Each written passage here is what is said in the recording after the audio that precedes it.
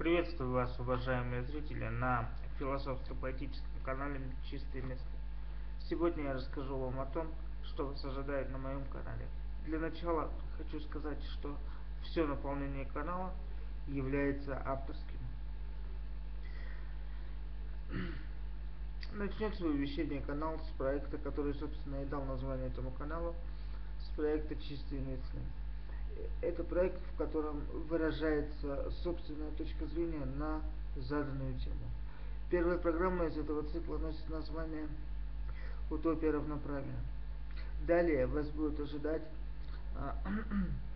поэтические программы собственного сочинения, первая из которых будет носить название «Палитра». В нее войдут 15 стихотворений из 3 моих сборников, которые позволят вам познакомиться с моим творчеством. Теперь более подробно хочу остановиться на комментариях к продукции канала. Любой комментарий, содержащий в себе ненормативную лексику или неаргументированное мнение, мною рассматриваться не будет. Также при создании продукции